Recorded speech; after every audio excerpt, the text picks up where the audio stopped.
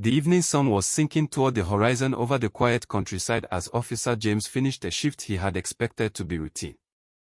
The gentle hum of his patrol car provided an almost soothing backdrop when a sudden, panicked sound shattered the idyll. It was the unmistakable sob of a child.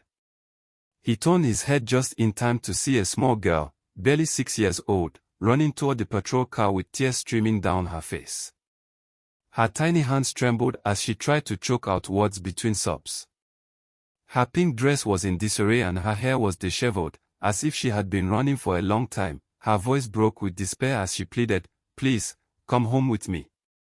Something in her gaze, a mixture of terror, desperation, and hope, made him realize that this was not just a child going through a difficult moment. It was a plea for rescue, and every fiber of his being warned him that he could not turn away. Before we go any further, if you value kindness, second chances, and the power of compassion, take a moment to like, share, comment, and subscribe to Kindness Corner. Your engagement allows us to continue bringing you heartwarming stories like this one. James lost no time. He stepped out of the vehicle, knelt to meet her at eye level, and assured her he was there to help. Her small hand tugged at his arm as she begged him to follow her, her steps quick and full of desperation. She spoke little along the way, only glancing back occasionally to make sure he was still right behind her. The route led through narrow residential streets, and every step heightened the growing unease within him. The closer they got, the more he noticed subtle signs that something was wrong. The houses in this neighborhood were weathered by time, with paint peeling off several, and a deep silence hung in the air, broken only by the hurried patter of the girl's feet. Upon reaching the property, his heart sank. The house was small with a neglected yard, the front door was ajar, and there were no signs of life inside. The girl pointed indoors, her voice trembling as she whispered that Mommy was inside and wasn't answering. James's chest tightened as he cautiously stepped inside.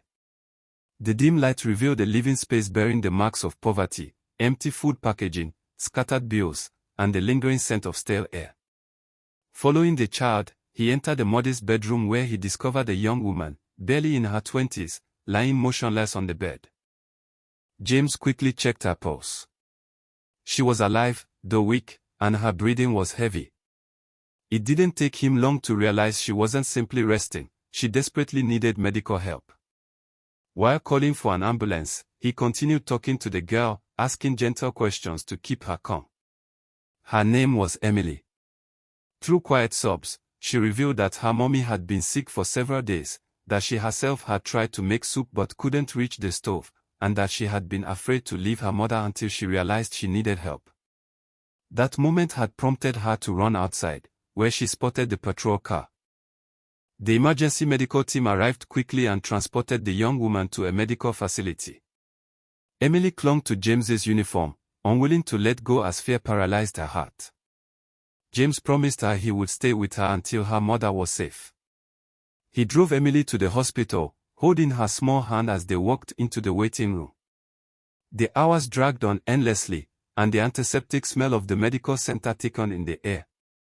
Despite this, James did not leave. Finally, a doctor appeared with news. Emily's mother, Sarah, had collapsed due to extreme exhaustion, dehydration, and untreated pneumonia. She had been overworking herself, holding down several jobs and neglecting her own health to support her daughter. As James processed this information, he couldn't erase the image of the small, cramped apartment and the stack of unpaid bills from his mind. It became clear that Sarah had been suffering in silence for a long time, either too proud or too terrified to seek help. Emily sat quietly, hugging her knees, watching every passing member of the medical staff as if hoping one of them would bring news of her mother. James crouched beside her, vowing to make sure everything got better. Over the following days, as Sarah recovered, James visited them often. A smile appeared more and more frequently on Emily's face. She found comfort in his company. He learned that Sarah had been abandoned by Emily's father and was left to raise her daughter alone with no relatives nearby. She took cleaning jobs, working late into the night while hiding her struggles from everyone. James recognized that without intervention, their situation would immediately return to a state of crisis as soon as Sarah was discharged. Discreetly, James contacted local charities, community members, and even some of his police colleagues. Within days, donations of food, clothing, and financial support began to pour in.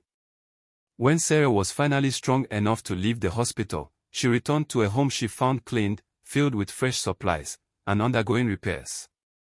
Tears streamed down her cheeks as she realized she was no longer alone. The joy on Emily's face that day shone brighter than anything James had ever seen.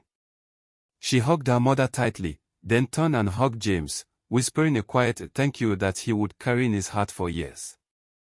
The neighborhood, moved by the story of a little girl's courage and the community's compassion, continued to look out for Sarah and Emily's well-being. Sarah began taking fewer jobs thanks to a steady position that allowed her to spend more time with Emily, and their bond grew even stronger. As James stood outside their home one evening, watching Emily play in the yard while Sarah talked with neighbors, he realized this was more than a single rescue.